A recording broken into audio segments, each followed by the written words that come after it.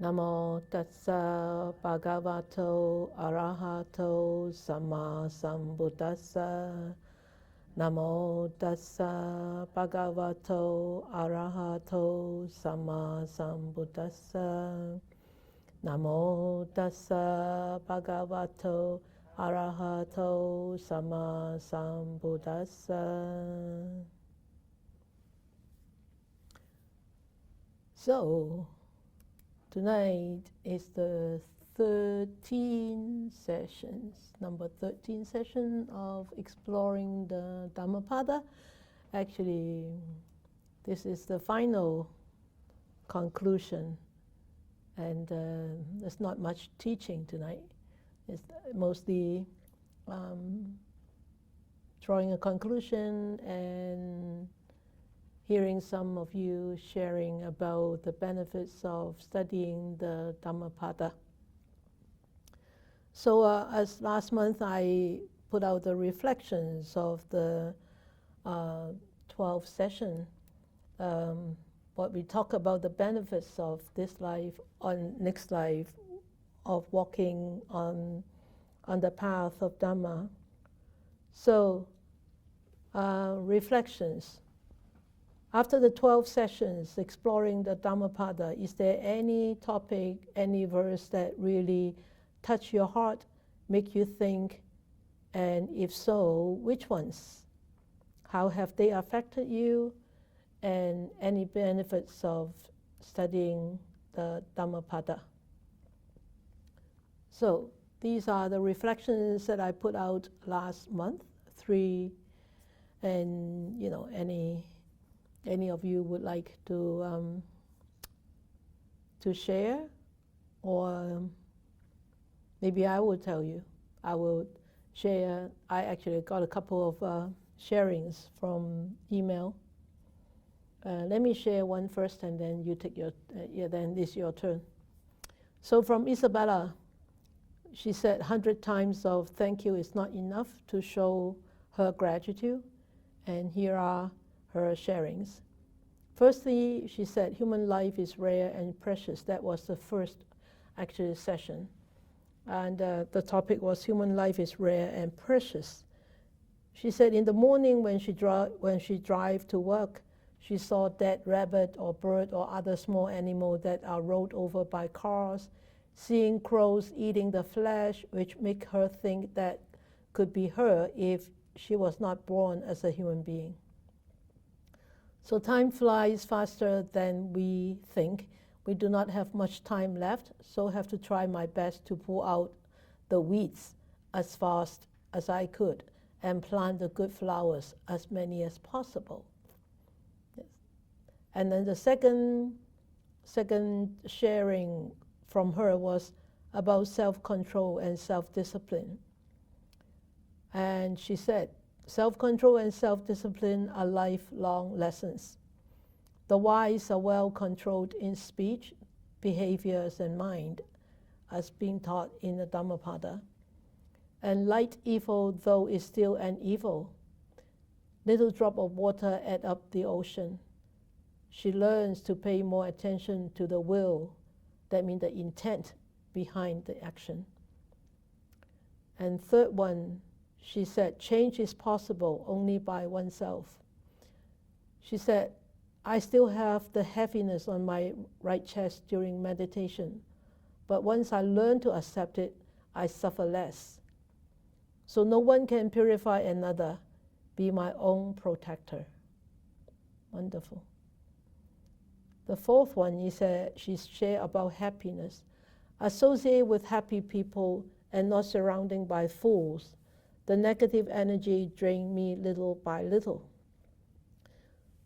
We face all kinds of situations and deal with all types of people all the time. She really likes the saying, face weakness with wisdom and overcome the weakness. I am not doing it just for this lifetime, but for the next lives. That means many lives. And the last one she shared was verse 115 inspired me the most. It keeps echoing in my mind. Live one day seeing the supreme truth versus live 100 years without ever seeing the supreme truth.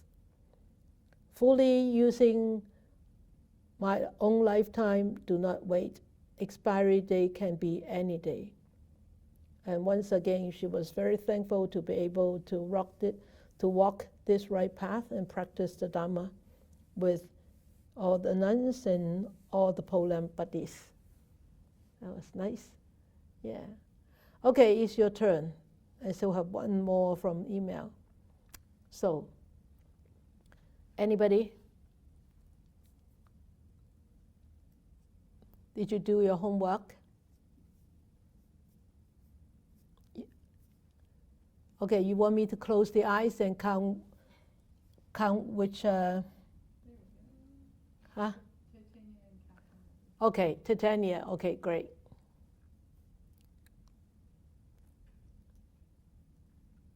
Thank you, Sifu. Could you hear me? Yes. Okay. First, thank you very much for giving me the chance to learn Dhammapada. It's really mind-wrecking for me. I particularly love the first section regarding life is rare and precious. Because life definitely is rare in the sense that how come it's me who is alive but not the rock, which is not a living thing or an ant. It is alive with a body but without a mind. So with all the coexistence of all the conditions, I'm very lucky to be here, to have a life, and have the opportunity to learn Dhamma. And having this exceptional opportunity to be with all of you. So it has affected me in making good use of what is now. Just like what Sifu you shared just now during the meditation, we only have this very precious moment as of now. So I can make use of it, like I can change the past to make it better, or I can plan for a better me in the future. But the most important change for me is stop searching or venturing outward for knowledge or betterment. And sometimes I told myself, I don't really need to think about being better.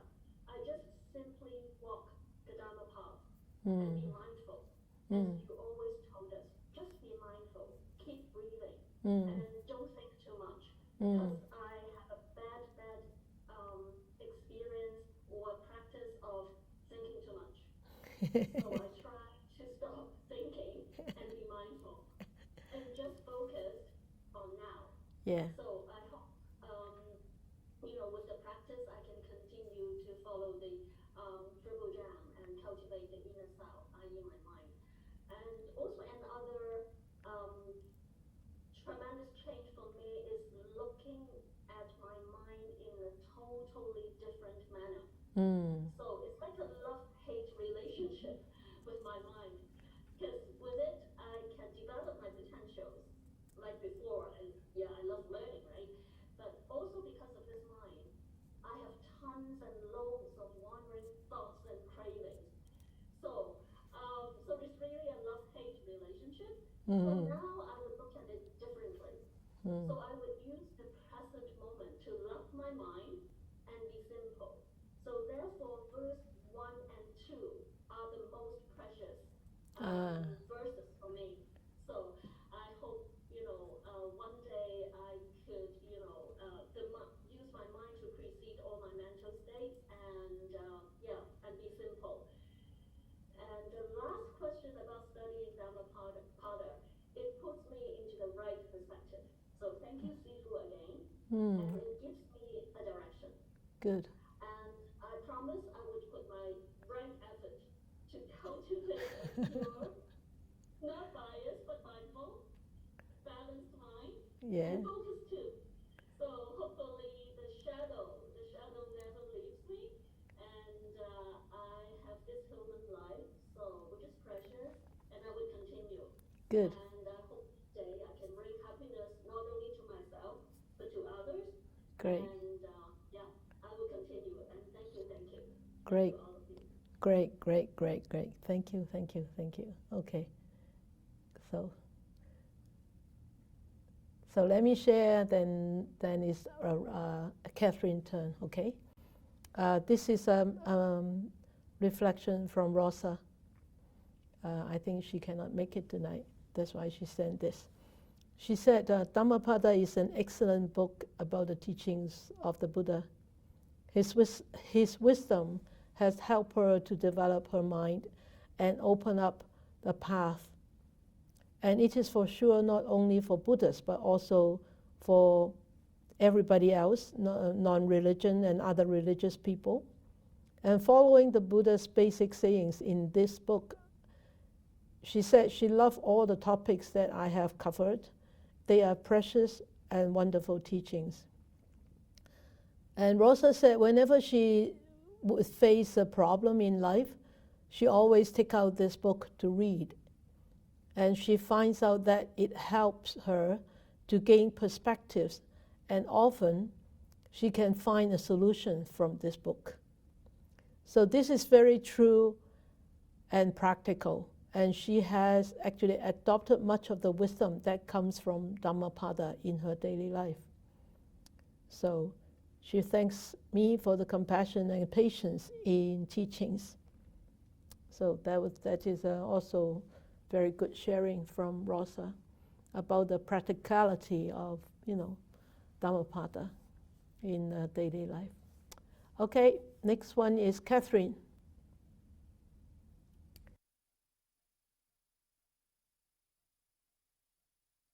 To learn Dhammapada both in Chinese and English. Yeah.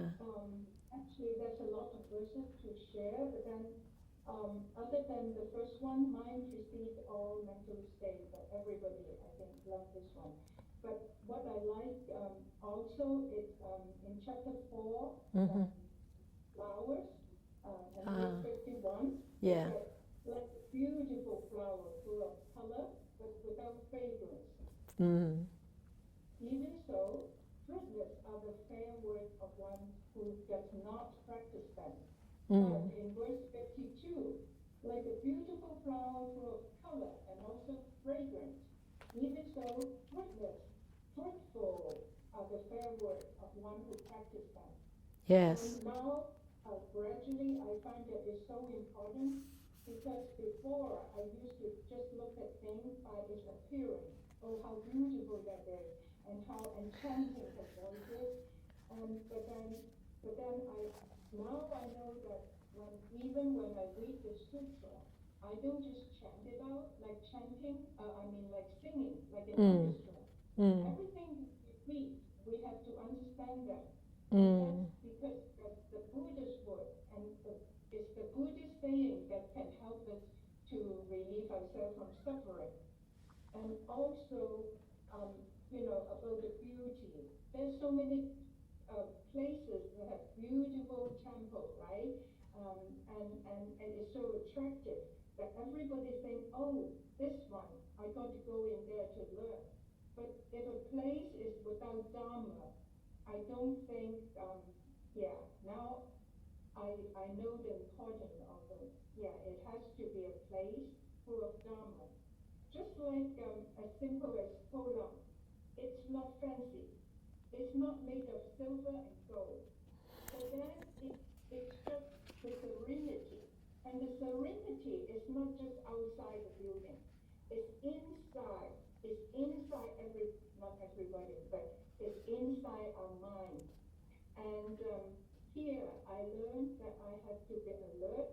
And even when I use the doorknob, the same focus, I have to be mindful, everything. So I figure it's truly Olam is a place full of gems. What I learned from Dhammapada, now I know I have to learn to take care of myself. And I don't just follow other people and just do things to please people, because there's no time. We all live without one breath. And if I change, there's really no time.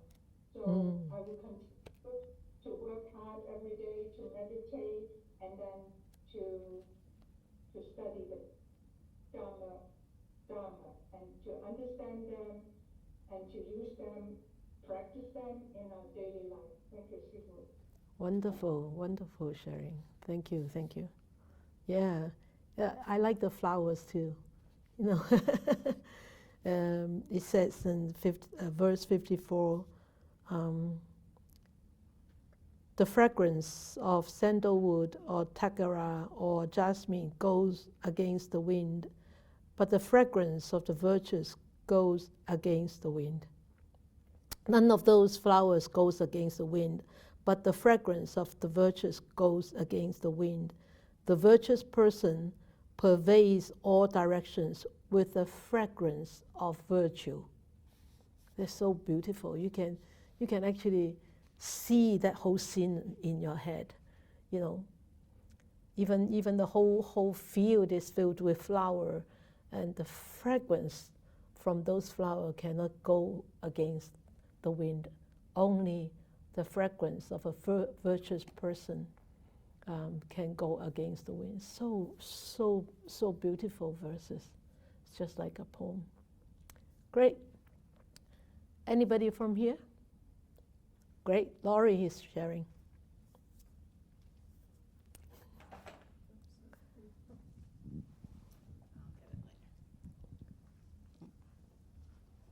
Thanks, Kwok. Okay. Thank you, Sifu. Laurie. Good evening, everybody. I'm glad that you mentioned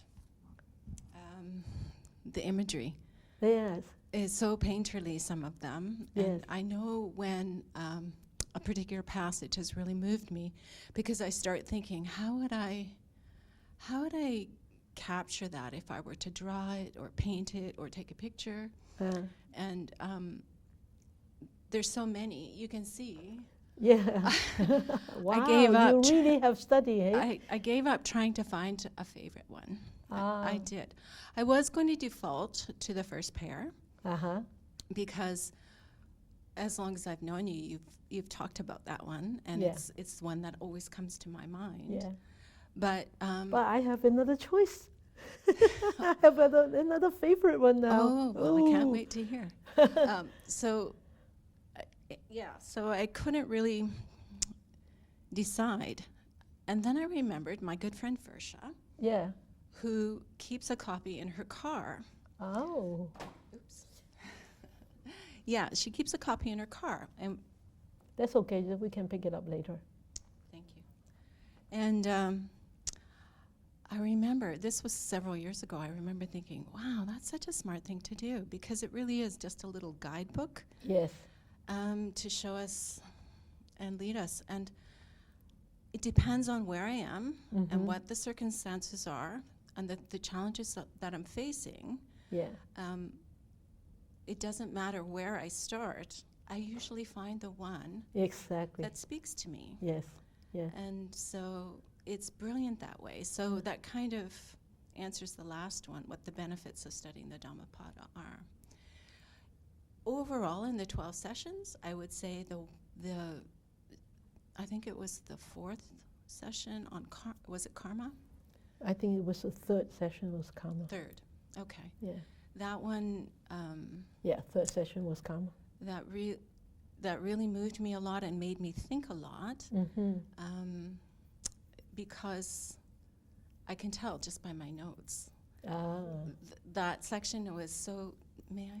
So much notes So there. full. She keeps dropping. We I need keep to give dropping her a my desk books next because I time. have thank you so much. So, yeah. But the one that I start quite a few, but verse 165, Uh-huh. by oneself is evil done, by oneself Yes. is one defiled, by Yeah. oneself is evil left undone, by oneself is one purified. Purity and impurity depends on oneself. Yeah. No one can purify another. Exactly. And Yeah. so that just really hit home. Yeah. It's my responsibility. Yeah. Nobody's else. Nobody else. Yeah. So It's nobody's business. Only Yeah. your business. that's right. So thank you, Sifu. I Thanks, really Dhammapada. enjoyed this. Yeah, Great, wonderful. Thank you. Wonderful. Okay, Mali, Tisa. I never know who to call because you always say T and M, so I always call both names. So, so Mali now. Thank you, Sifu. Can you hear me? Yes. Thank you. We're very grateful for your teachings always about the Dhammapada. I think they're really simple words of wisdom. Yeah. That are so relatable. And so, like everybody else, I had a hard time finding something that we call a favorite, but the one I chose was about we are what we think. So if you have an impure mind, it leads to suffering, and then that it follows you like the wheel of the wheel of the cart following the ox, and then if you have a pure mind, that it will be like your shadow. Will never Yeah. yeah. So that was one I chose. But I also like the one which says this is why it's so relatable and down to earth, very simple for everyone to follow. Health is the most precious. Contentment is the greatest wealth. And trustworthy person is a friend. And the one we cannot really relate to as Nibbana is the highest bliss. Although we sort of, from the teachings we know, but we can't really relate to it. So the benefits of studying the Dhammapada. Well, we've heard about the Dhammapada, we've seen the book, we've listened to it here and there, but because you started teaching it, now I'm thinking more about it. And all the time, like I am more aware, more mindful of what I do. Good. And so that has really helped us. Good. Wonderful. Although knowing about it wasn't, knowing and seeing the book, and we talk about the book, but we did not do a studying. No studying, yeah. Really helpful. Thank you, Sifu.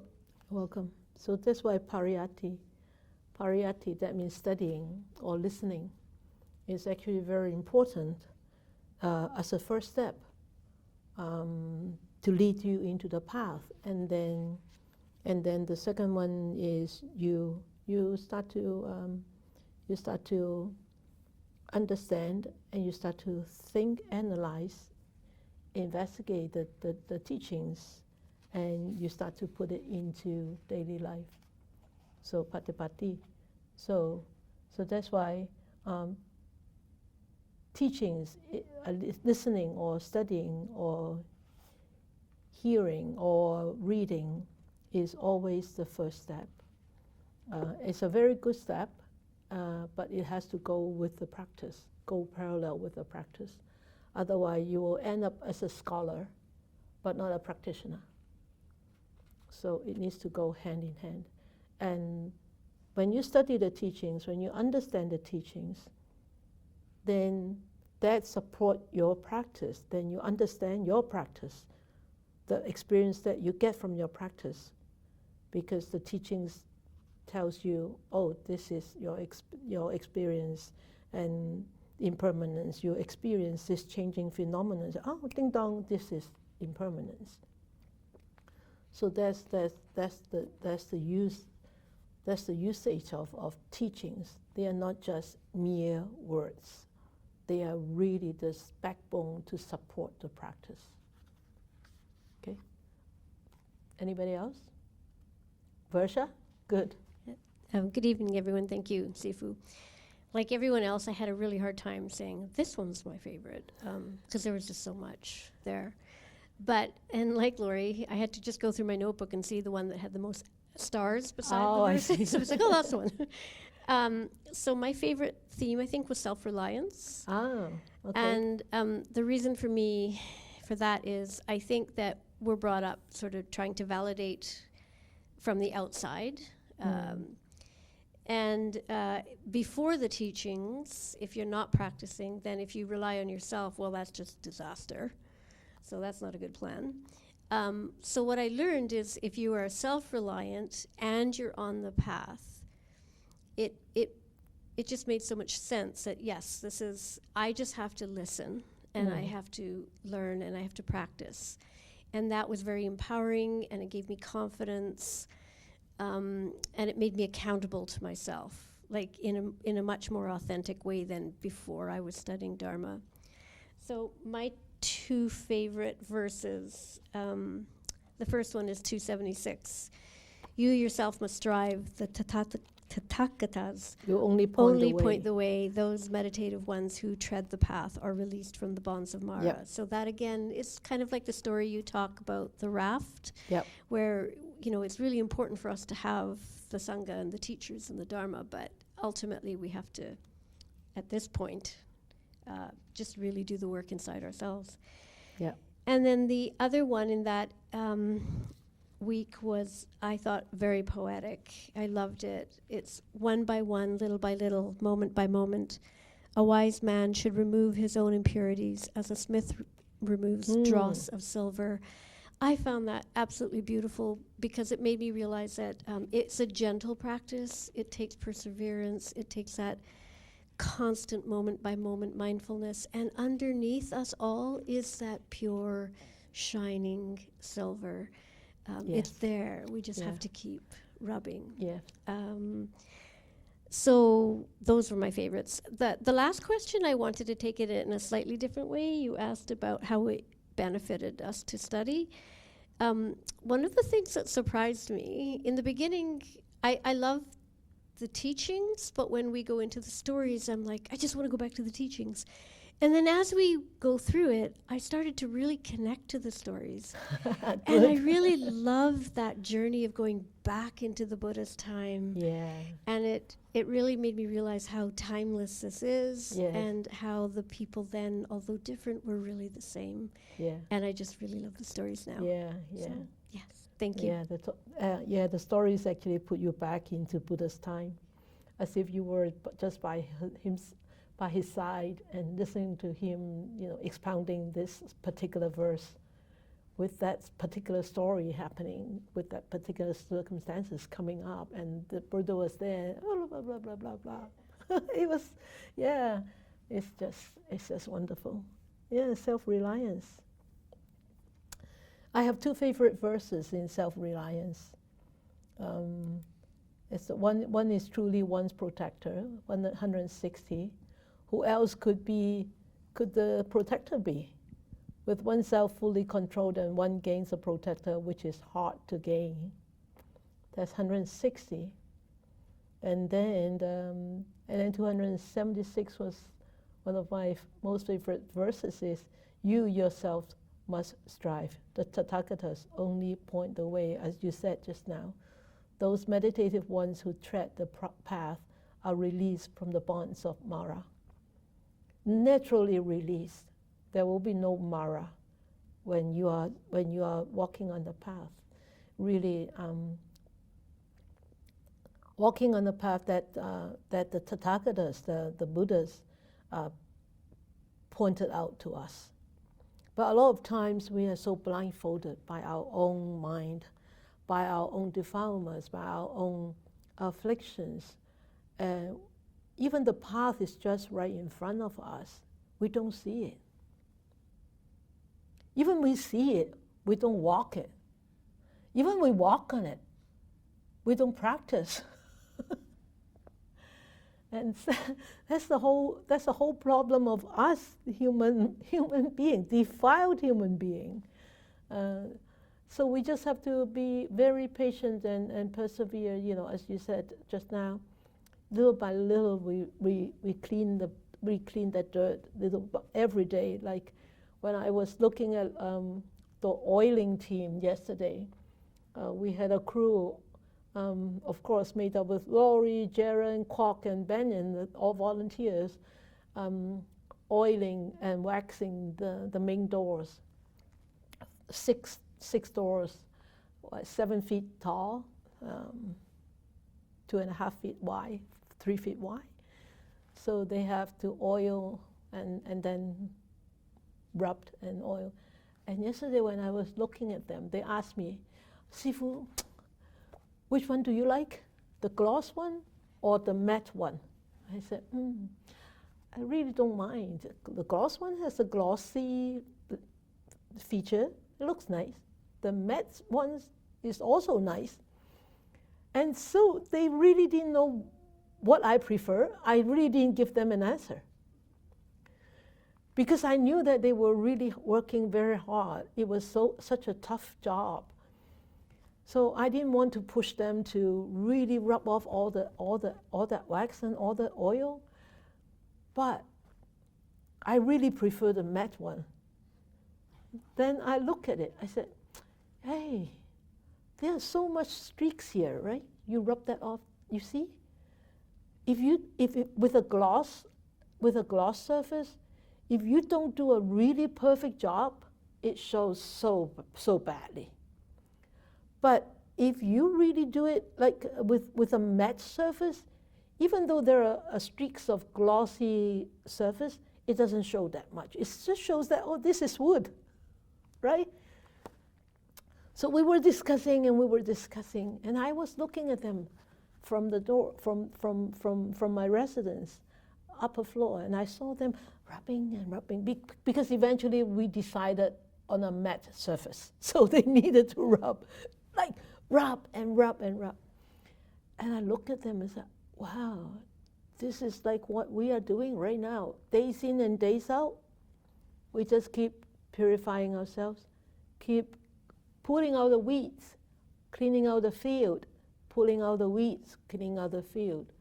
If we don't do it, we just, forget it. Okay, we just leave it half gloss, half matte. Yeah, then you will have a half field of wheat, half field of cultivatable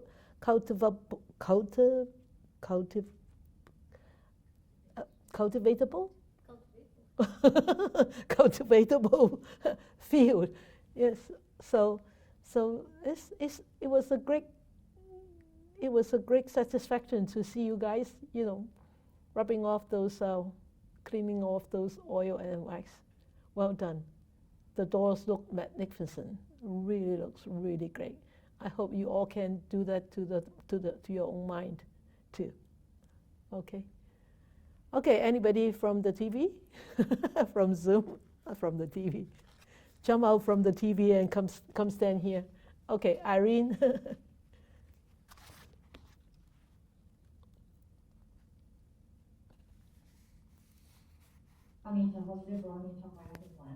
Hi. Any topic verses that really touch my heart is verses 281, and then that leads to verse 183. Did you say 281? 281. Okay. Let a man be watchful of speech, well controlled in mind, and not commit evil in bodily action.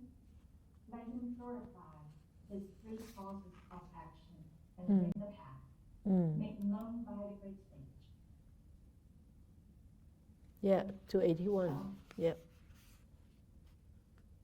And the other one is about, because 281 is about practicing Noble Eightfold Path. And also do no evil and do all good, which is leads to the verses 183. To avoid all evil, to cultivate good, and to cleanse one's mind. This is the teaching of the Buddha. 183, yes. 183. Yep. Yeah. So, really is how have they affected me is because of the Noble Eightfold Path is really the 3 tiers of practice. So practicing Sila, Samadhi, and Panya. So from Sila, that leads to, that helps you to grow at Samadhi. Samadhi helps you to grow Panya. So Panya is not coming from knowledge, but coming from practicing and cultivating. And there's no judgment. In the way that you practice, really practice the Buddha's teaching. And also, the benefit that I gain is have faith in the Triple Gem, faith in what I'm doing, and confidence increase, and a lot of gratitude. Doesn't matter if it's like good or bad, just grateful, embrace the challenges. Great. So encounter you don't really see any difficulties at all, because you don't see the difficulties. You can skip and switch and change the way your mind thinking. It's just very quick from practicing the Dhamma. Really is.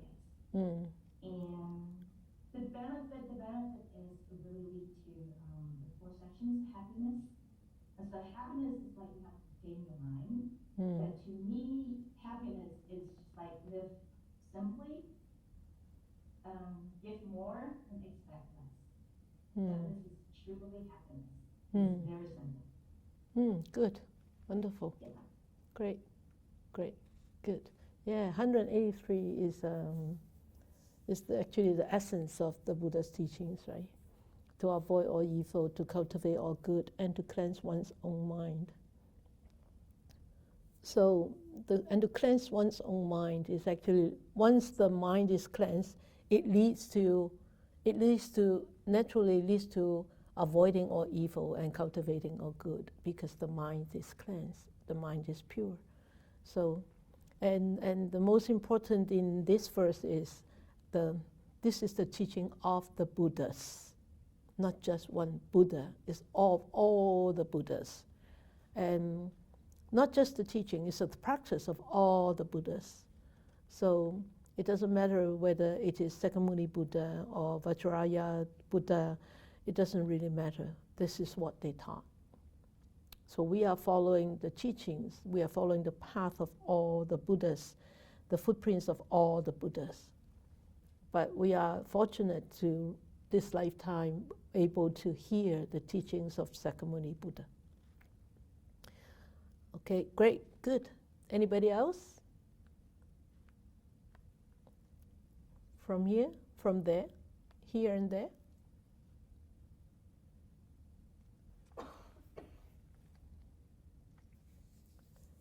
Okay, nobody? Nora? Yes, please, Nora.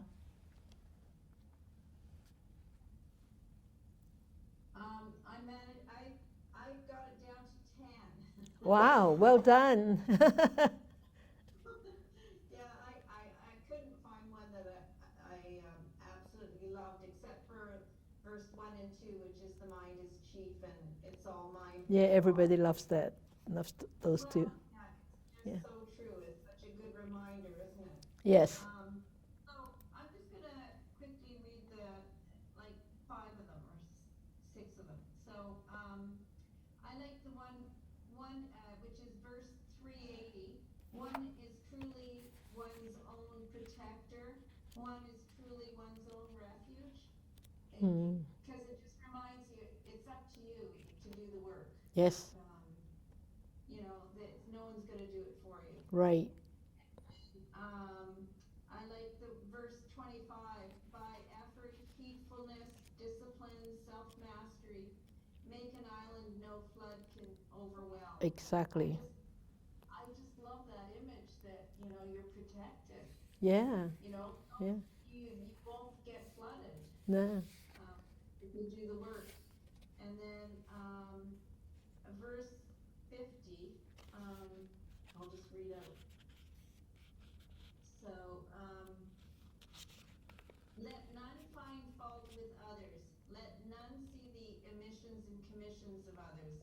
But let one see one's own acts done and undone. And I really like the last bit about done and undone. Undone, yeah. Right? Yes. So, yeah, because I can be very critical, so that's just such a good reminder, right? And then 134, if like a broken gong, Yeah, that one. you silence yourself, you have approached Nibbana, for vindictiveness is no more in you. Because Yes. it's just so true. Just be quiet. Yes. Don't say anything. You know? If you don't have anything good to say or you can't control yourself, just Be quiet. don't say. Yeah. But like the images are so beautiful, isn't it? Like a broken gong. Yeah. A gong. Yeah. Any noise. Not able to make any sound. Yeah, and then verse 89, which is so we're in the middle of renovating a place that we bought that's a complete dump, and so this one on acquisitiveness really speaks to me. Those whose mind have reached full excellence in the factors of enlightenment, who have renounced Acquisitiveness. joyous in not clinging to things, right? Yeah. It's just, Yeah. if you give that up and stop clinging, Yeah. that's such So important. difficult though. Yeah, it's our craving that causes a lot of problems. And I love these teachings. The Dhammapada is everything. It just has everything in it. It's all you need. And I really am grateful that you taught it, because your stories really bring it to life. I'm not so sure, how much I would have just, like, I mean, I had this book before you did this teaching, because you've done this teaching, I think, a long time ago. Yes. And I just think it's more accessible now that you've gone over it and you've given us the stories behind it. Yeah. Yeah. Thank you. Thank you. Thank you. Great. Yeah. Yeah, I remember when I taught this in English, I went over verse by verse. Yes. Yeah, that was in the old place, old Dhamma hall. Remember? Yeah, I think it was about before 2010. Yeah, 2010. We didn't have any like Zooming, nothing, and I think we only had a few people. We don't have that many now still, but this time the way that I arrange it, I think is actually allow you to see the Dhammapada with a very different perspective. You can actually sort of like put some verses together and see the whole topic, a certain topic in those verses, rather than spreading it all over 423 verses, and you just cannot reconnect them. So because of some of these verses, the meanings behind these verses, or the teachings behind these verses, that actually they overlap so much.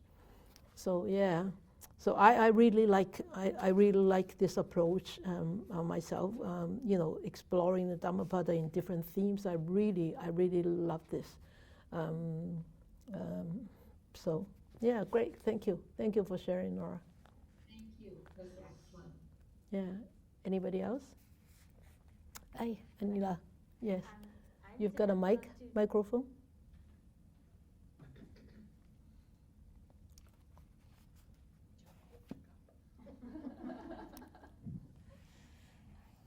I haven't been to very many classes, but Yeah. I've just been to this one and the one on pulling the weeds.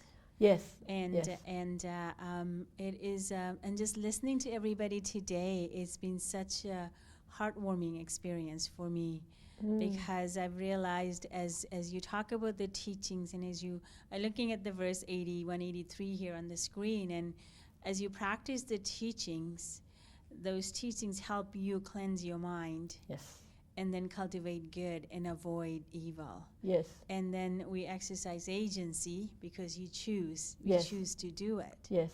Yes. And with that choosing comes effort, it comes courage. Mm. You know, it takes a lot of courage, it takes a lot of determination, Yes. and also to be able to put yourself out there, because we sometimes have to do hard things. Yeah, a lot of times. Yeah, you know, you have to do, but we're given the strength. I think the teachings gives me, and what I'm listening today has given me the strength to try harder. Mm. Try harder to cultivate my mind, to do good. Yes. You know, and clear those thoughts, those weeds that we Yeah. talked about, and clearing those Yeah. out. Yeah. And also, it just fills my heart with gratitude that we have this beautiful place that we can meet.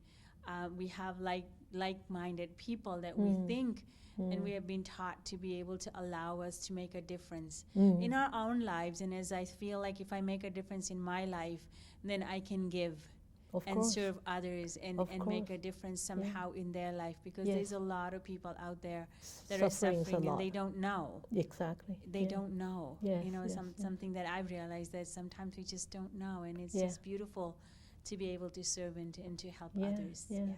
That's why the Buddha said, you study, you practice the Dhamma, you benefit yourself. Then you need to serve to benefit others. So self-benefit and benefiting others. Yeah. That's the essence of the Buddha's teachings. And I have benefited today just by listening to everybody. Sadhu, sadhu, sadhu. Thank you. Wonderful. Great. Great. Thank you. Anybody else? Oh, Do Yanxi, please. I just want to expand. Expand. Good. I just want to expand on what she's just said. Yeah. So recently, just this past while, huge lessons. Lessons in the field, Yes. pulling the weeds that are so stubborn that I'd have to hold with 2 hands, and realizing it's no point just taking the top off. You have to go and take it all out. So doing that. But more special to me has been the lesson with happiness and seeing happiness in someone else. And the happiness that I've been seeing is in Tansifu. And the happiness has, what I see is coming from her taking care of Selena. And it just touches me because I see the happiness in her face. And because I feel she's my direct teacher and I'm close with her, I haven't seen this before, but it's just so obvious now in the way she's serving in every aspect, whether it's preparing the food or whether it's cleaning the room, just everything. Or walking her. Or walking her. And so also because I work with Tansifu and I know how she loves the gua and everything and how it has so much work to do. And in the evening, I'll be in the gua field and Tansifu is walking with Selena. And there's this pleasure and happiness and joy in serving and doing what she's doing. And I'm just taking all those lessons and overwhelmingly happy. Yeah, just practice from example. Yes. So very good. thank you. Very good. And then let me share this verse with you about happiness. 376, verse 376. This is my favorite verse among the topic of happiness. Let him associate with friends who are noble, energetic, and pure in life. Let him be cordial and refined in conduct. Thus, full of joy, he will make an end of suffering. End of suffering will become natural. It will just happen. When you are filled with joy and happiness, you will not have suffering. But if the suffering is more, then you will have a lot of suffering. Then you will have very little happiness. So associate with friends who are noble, energetic, and pure in life. That doesn't mean that you have to reject those people who are not ignoble, or are not energetic, or who are impure. They are just your these are just your lessons too. You see them and say, oh, wow, a teaching right in front of me. Let me be better than that. So also thankful for those who are ignoble, for those who are not energetic, for those who are impure too. Those are really great lessons for us.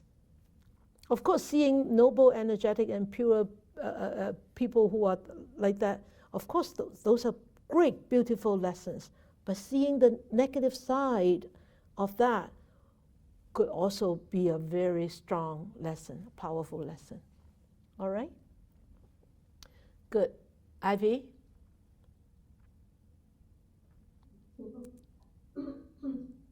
I like the pairs and the mind. And the first one is mind receive all mental state. Mind is the truth. Yeah. The whole mind growth. Yeah. Verse 1 and 2, right? Yeah. Yeah. And then the verse 6, also like it because it's for the mind too. Let the discerning man guard the mind, so difficult to detect, and extremely subtle. Seeing whatever you decide, God mind brings happiness. So I feel to have a subtle mind and to have the mind guard that which calm me down, and then I will be more understandable and more subtle. That I learned from the past years. Because of the COVID, and people can do it soon. I'm so grateful. Because I was studying Chinese and the English. And then it called me that back to long time ago when I first came to Poland. That I remember Stephen yelled at me that I'm sitting improperly in the main hall, and then I didn't know this is inappropriate. And then starting from there, I said, oh, I should learn more from Stephen. So every time that I'm too lucky that I can be so close to you and all the sequels, and I can still listen to you guys whenever I could on a monthly or weekly. I'll try my best because I always learn from you guys, from what I see, what I saw, what I've been with you guys every time. Like you during the Dhamma teaching in the ceremony, you always use your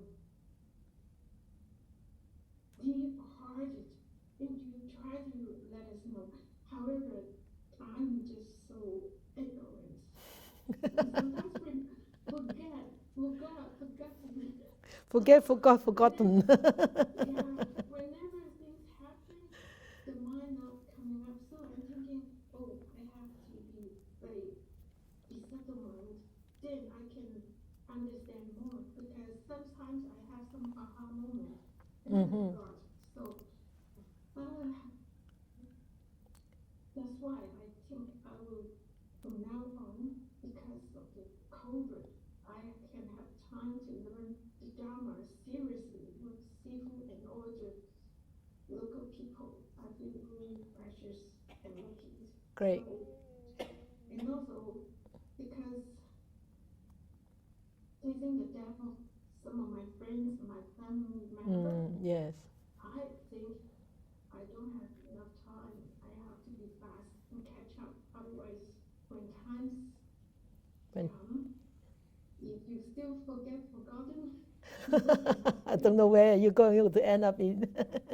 Forget. Yeah, so, yeah, I think I have to catch up. Catch up. More.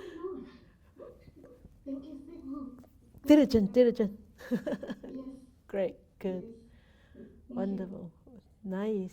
Yeah, I can see that you all really have benefit a lot from Dhammapada. Wonderful. I think I told you about this story before.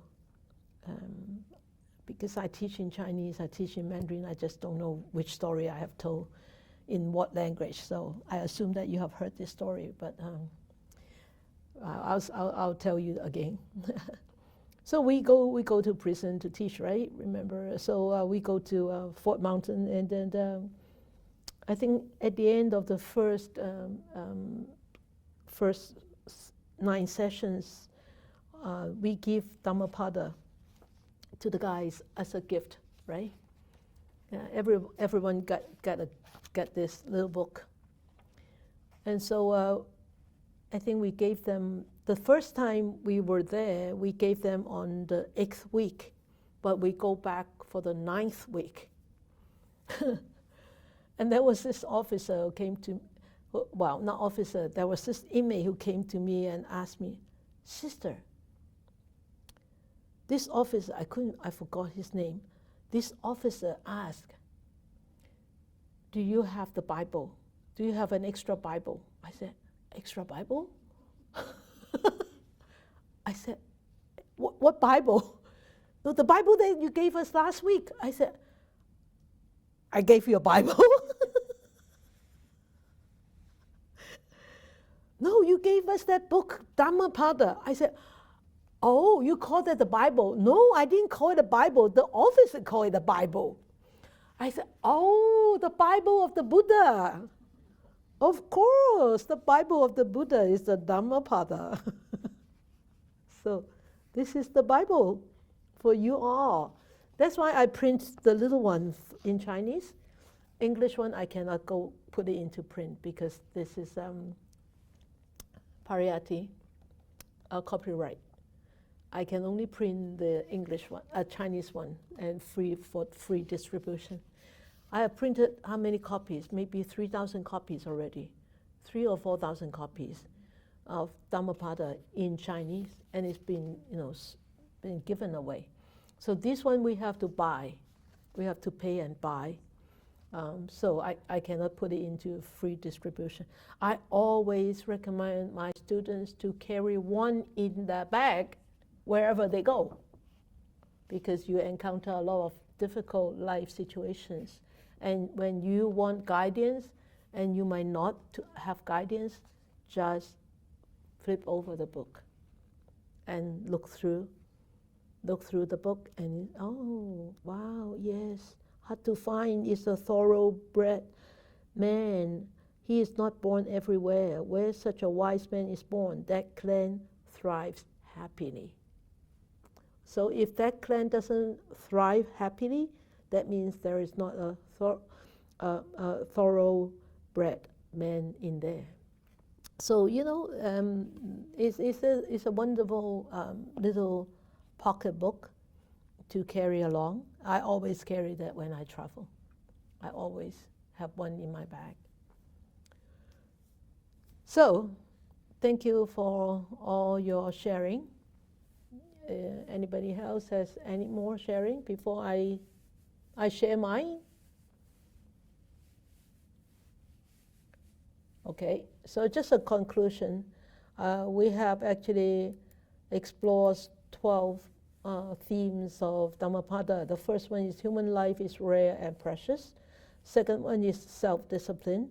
Third one is the cause and effect, that means karma. And fourth one is happiness. And fifth is good friends, and then self-reliance. Then following the Dhamma, and then the supreme truth, and practice the Dhamma, that means the path. And then the right efforts, then with right efforts come the mind. How would the mind being affected by right or wrongful efforts? And then the benefits of walking the path, or the benefits of practicing according to what the Dhammapada taught. So human life is rare and precious. I have a few verses that is actually my favorite. I cut it down to 2. It says, hard is it to be born a human being. Hard is the life of mortals. Hard is it to gain the opportunity to hear the good Dhamma. And hard it indeed the encounter of the arising of the Buddhas. So as I always said, human life, human body, human existence is actually a very rare and precious opportunity. And during this human life, we encounter the Dhamma is even more rare. And encountering the Dhamma and being able to practice, have the opportunity to practice, is even more rare. So I love this verse myself. So that's why I want to bring it out to share with all of you. And then the next one is, some of you have said that, this actually verse 236 is, make an island for yourself. So only humans can actually are able to do this, to make their own island. Okay? Maybe you say, no, a dog can make their own island. Yes, they hide themselves because they want to avoid danger. But they don't know how to actually change that opportunity of facing danger into an opportunity of improving and progressing. So that is the rare part of being a human being. And because us have this capacity of comprehending, as understanding, digesting, absorbing, and put it into practice for our own good, because we know that we need to change, because we have that capacity to know that we have to change. But a dog, a cat, they don't know. You teach her. I teach Goldie. I said, Goldie, come. She won't listen. Unless there is nobody here, just me and her, then she will come. If anybody is around, she won't listen.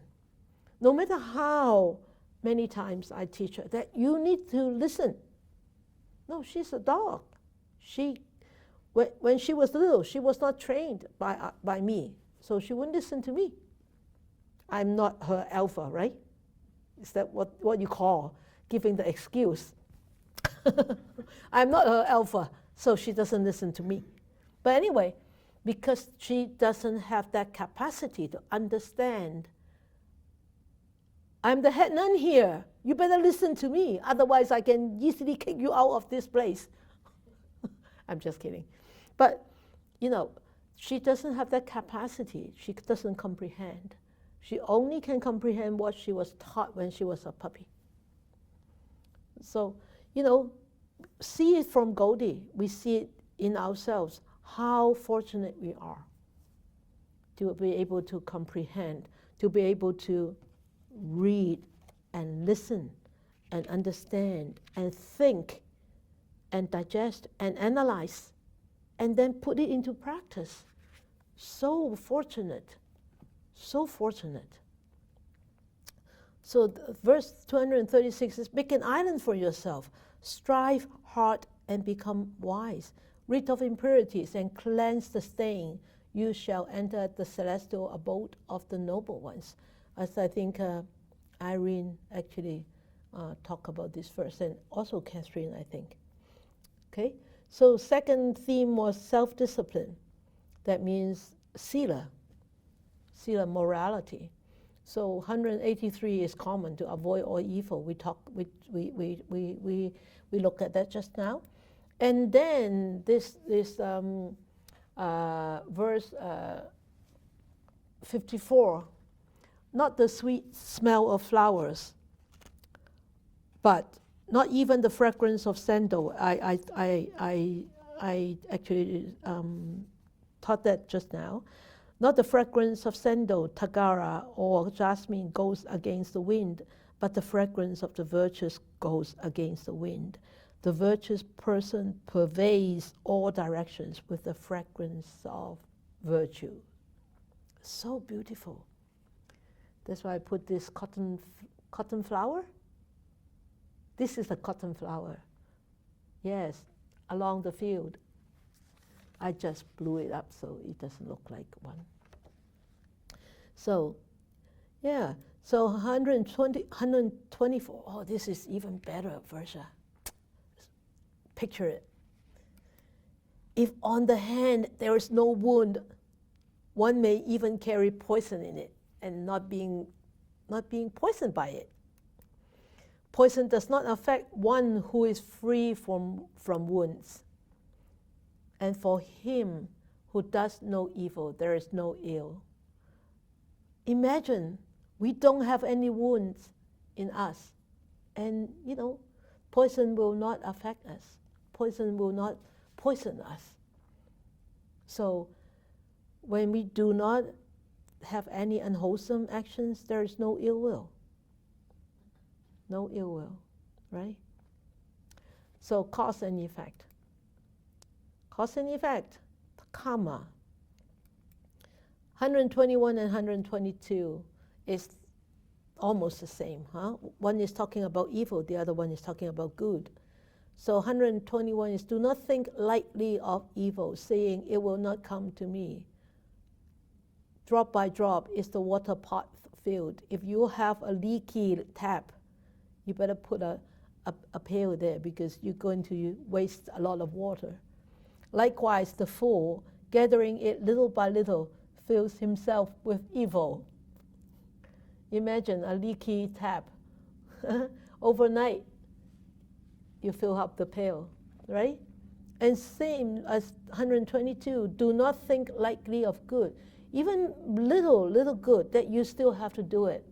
Because why? You don't say that it will not come to me. Drop by drop is the water pot filled. Likewise, the wise man, gathering it little by little, fills himself with good. This is just my preference. I'm just sharing it with you. You don't have to agree with me. And happiness. So we look at happiness just now already. We let him associate with friends who are noble, energetic, and pure in life.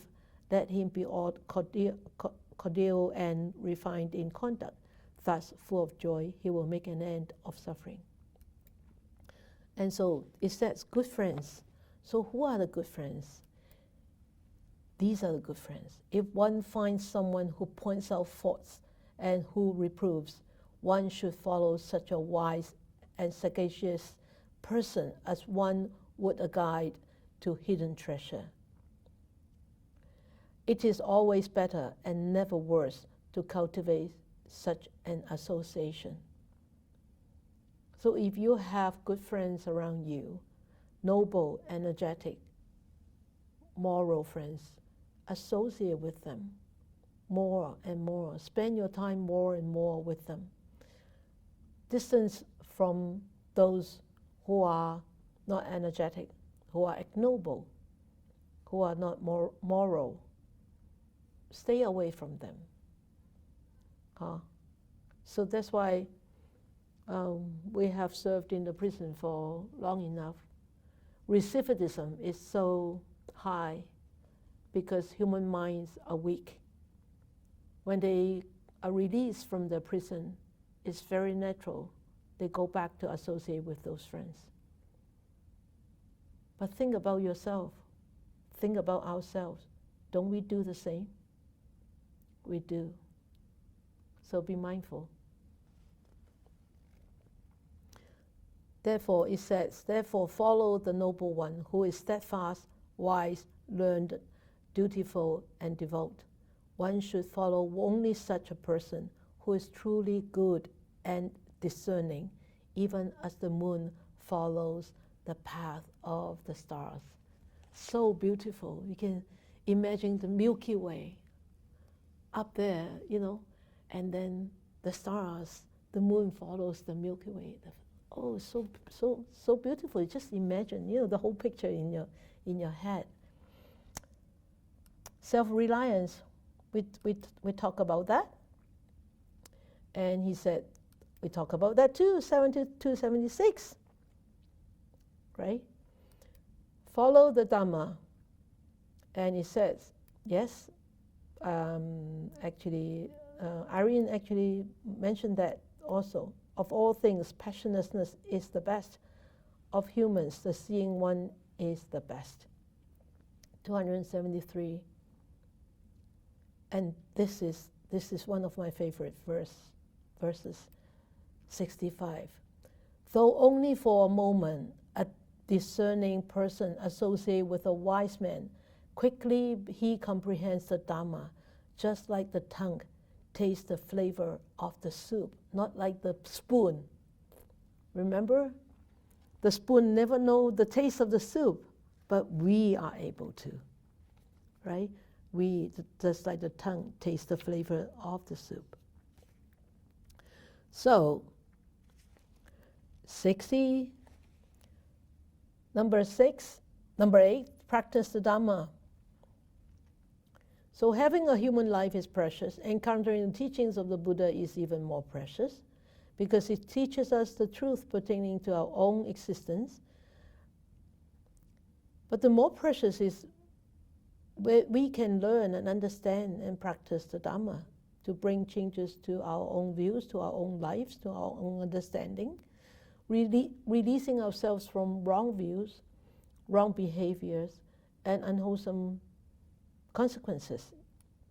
So, 362, he said, he who has control over his hands, feet, and tongue, who is fully controlled, delights in inward development, not outward, inward development, is absorbed in meditation, keeps to himself and is contented. That means, it doesn't mean that he's always like secluded himself, but keeps this inward development always there. And him do people call a monk. So you all want to become a monk or a nun, all right? You don't necessarily need to renounce like us, but you need to look up to that role model. This is what I aspire to be. And that encourages you to walk further on the path. So how can we be released from suffering? It's just understanding the supreme truth. And this is beautiful. Better it is to live one day seeing the supreme truth than to live 100 years without ever seeing the supreme truth.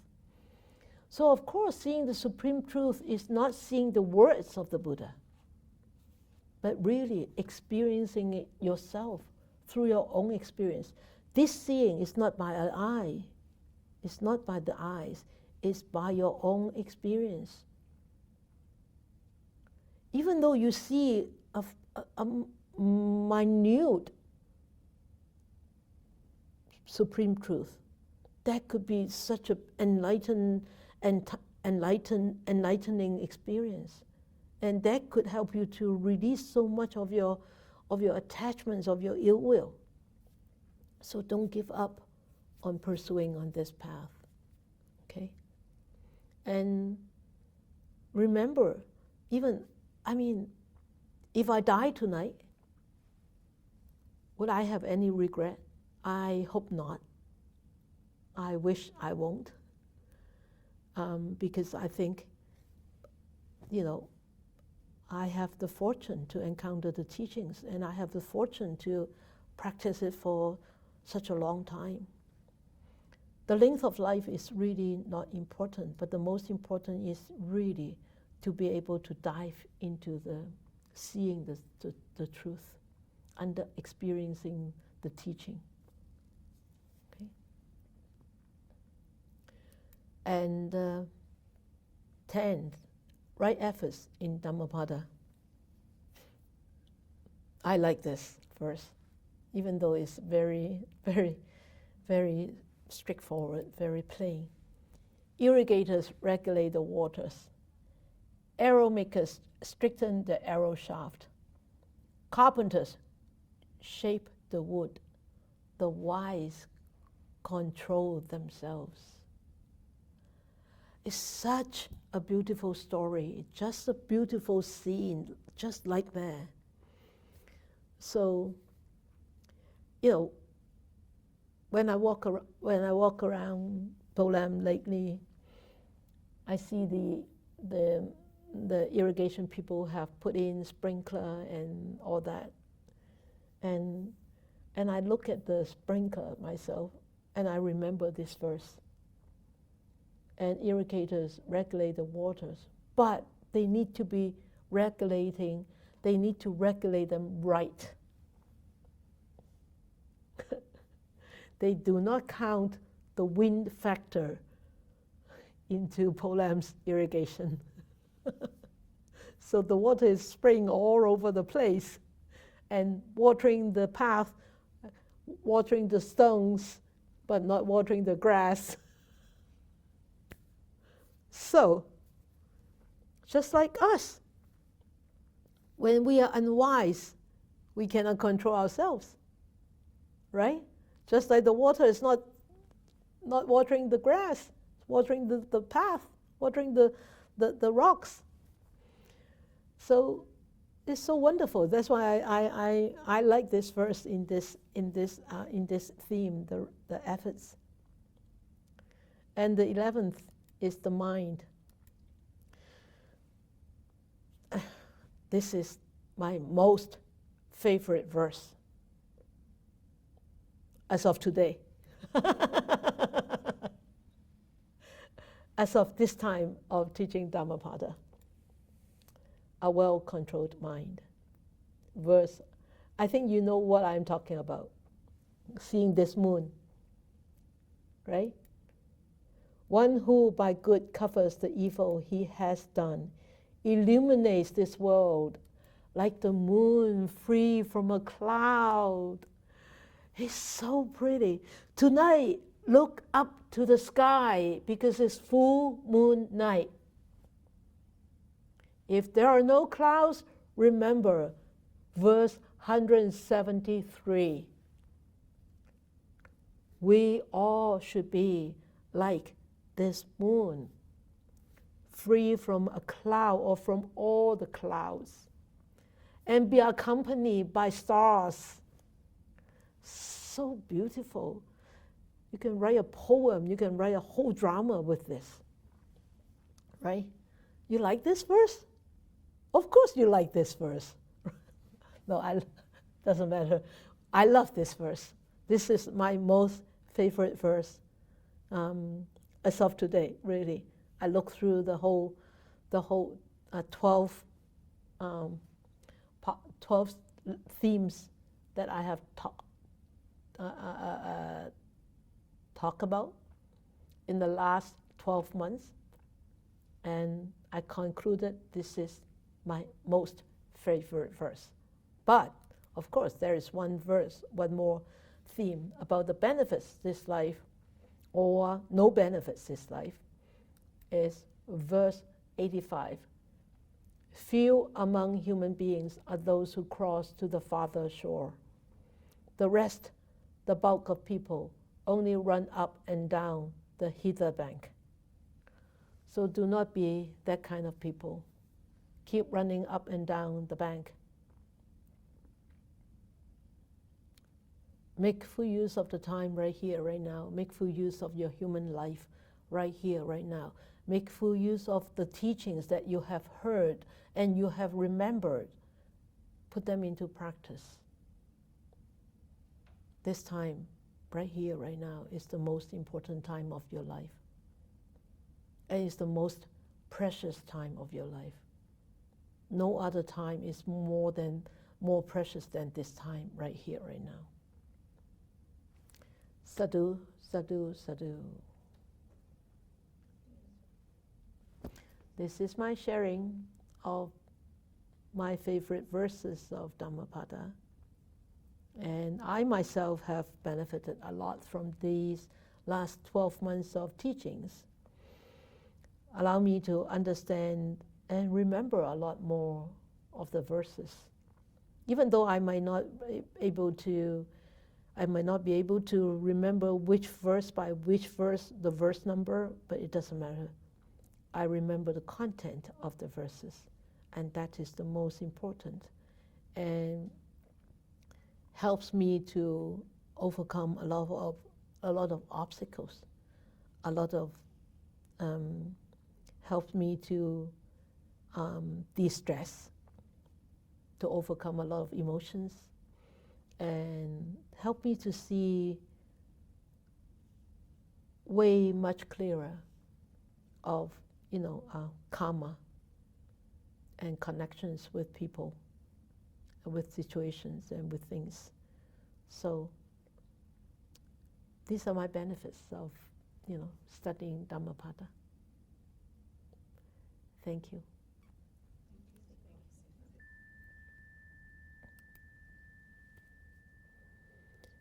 May these blessings extend to all, that we with all the other living beings together will attain the Buddha way. May we wish more and more people will encounter the wise words of the Buddha, study them, understand them, practice them, and help themselves to be free from all the entanglements, all the defilements, all the afflictions, and be ultimately and truly happy, free, and peaceful.